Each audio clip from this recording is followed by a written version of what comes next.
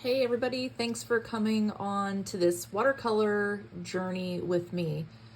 I am a little scared. I don't know how I'm going to do as far as performance in watercoloring. I bought this book and I am going to kind of have you watch me try these things out. So it's called Watercolor Lessons, How to Paint and Unwind. We'll see in 20 tutorials.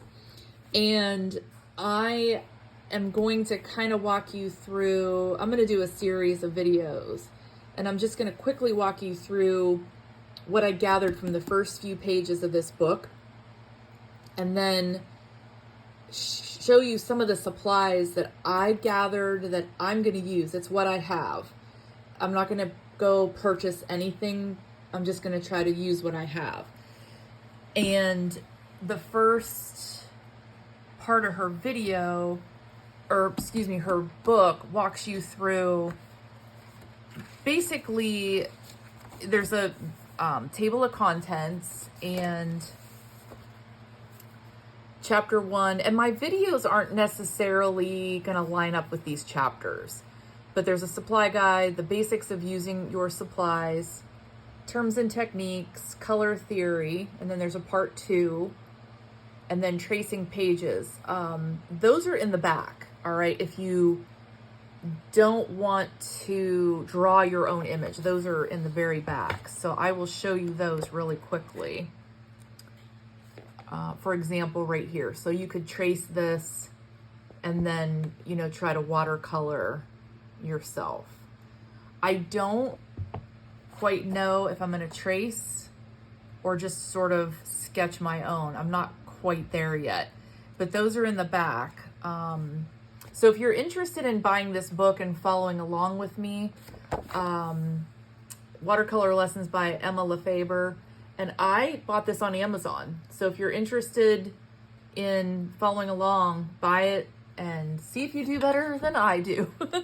And initially, we're going to talk about, and I just, this is so inspiring, the book itself. If you look at some of the images that are in the book, this is inspiring to try to paint. And I'm kind of interested in all that. I'm going to skip the intro. She got right to it. This page is beautiful too.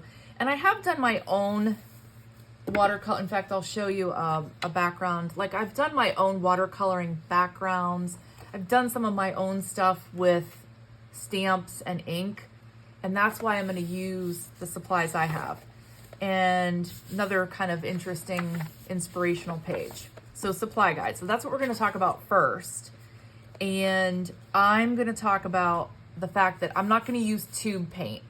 If you want to, if you have tube paint, go for it. I don't have any, and that's why I'm going to skip this. I'm going to use what I have. There's like a sort of like a paint palette, and I'm just going to use, I've had these from the dollar, those dollar stores.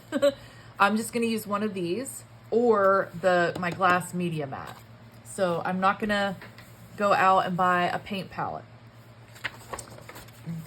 She does make good points though. If you use tube paints and you put it in palettes, there's ways to like preserve your paint so there's no waste. So she does kind of go into some details like that. There's also what she calls paint pans, and I'm going to use this paint pan. And this was just, I don't even know, Handmade Modern. I've had this and I've used it here and there sparingly. It came with,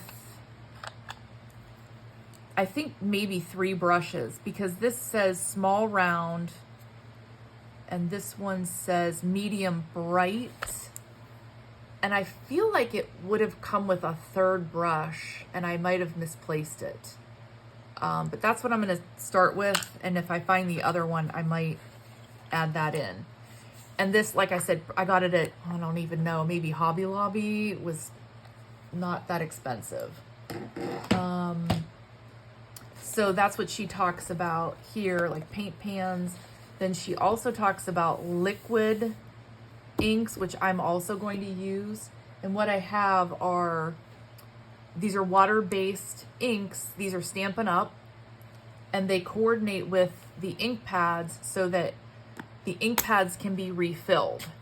So you usually get, these are actually 2 different colors because I'm going to try 2 different yellows. But this is Lemon Lolly and this is So Saffron. But you typically get the coordinating color, and then you can re-ink this when it starts to, if you use a lot of ink in it. But I'm going to use both because I'm going to drip some of this in the paint pan, and this goes a long way. This is super concentrated, and that's what she talks about with liquid inks. They're highly concentrated, so you don't need a lot. And that's partly what I'm going to show you in these videos as well. The ink pads I have out because if you, for the Stampin' Up ones, if you squeeze the lid and the bottom together and you open it back up, it gives you, and this is a lot, if you can't see that ink because this is yellow, that's a ton of ink. That will go a long way when you're using that. So that's the other thing I'm going to be using too. In fact, I'll do it with this. This is Balmy Blue. Let me squeeze it, and you might be able to see how it gets ink down in the bottom of this. I hope it didn't work. It just depends how much ink is in. This might need to be re-inked. It might be one I've been using. No, there's a little bit there. And again, that'll go a long way when you're watercoloring. Put your brush in there. Don't put your brush here if you have these ink pads. Just put your brush in this, all right? And don't cross-contaminate. You don't want to put like a yellow watercolor ink in with this because it could transfer to the ink pad. So that's something else I'm going to be using. Then she also goes into, so she talks about brands, that kind of stuff. Then she goes into brushes, and she goes into explaining the different parts of the brush, and I don't know how important that is, but she recommends starting with 3 brushes. But she does talk about the point, the snap, and like the hair type. I don't know what my brushes have. I'm going to be using, so she recommends a number 9. I don't know, this is synthetic, but I'm going to start with this number 9. And she says how to know what size brush to use, and she goes into those details. I do have a fan brush like this, but I'm just going to start with the 3 basic that she recommends. But she does talk about, let's see. So she says, I have 4 sizes I use the most, a number 12, a 6, and a 2. And they're round brushes. So I think she also, I think she recommended a, I don't know why I brought that 9 out. I thought she recommended a 9. I don't see that though. Then she goes into paper. So these are all of our supplies. My watercolor paper, it's not smooth. It does have a little bit of a texture to it, and I'll show you that in a little bit as well. And then she talks about extras.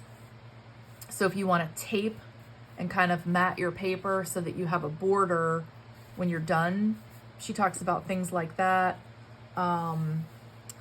Pencils and erasers for like sketching, and the micron black marker. So what she does with that is she'll paint in with the micron marker like antennas to a butterfly. She does like real small detail with the micron pen, which I do have. Let's see, what else did she go over as far as supplies? Caring for them. She talked about what was in her palette and her colors. I'm going to kind of just start with some basic like blues and yellows, and we'll kind of see, we'll see what other colors I get into. She said to like, don't leave these. So I have a little cup of water. She said, don't leave them in the water, that's not good for the brushes. And she said, by all means, don't start with this many colors. She said, primaries, you know, like your blue, your reds, your yellows, a little bit of white. You know, she said just basic blue, yellow, and red. Now she gets into chapter 2, and she started to go into brush strokes. So that's what I'm actually gonna do in the second video. So at this point, I'm gonna stop this video, and next video we're gonna talk about her thick, thin lines, her basic strokes. So I will keep you in suspense, but I'm also a little terrified. But this media, glass media mat, this is nice, but you don't need it. But one last thing I'm also going to be using are watercolor based markers, not alcohol markers. You want to use a watercolor, water-based marker. Tombow has a watercolor based, but Tombow I think also has an alcohol marker as well. And these are nice because you can, on a glass mat, you can sketch a little bit of your marker. Actually, and you can just kind of do it in this bowl. So I'll probably be doing a little bit of both. And it doesn't look like much right now. And I'm just gonna take one of my, this is the, Stampin' Up! Has these aqua painters, which I'm also gonna be using. You fill this with water, and then your brush, you can get as much water into your brush as you want just by kind of squeezing these watercolor painters.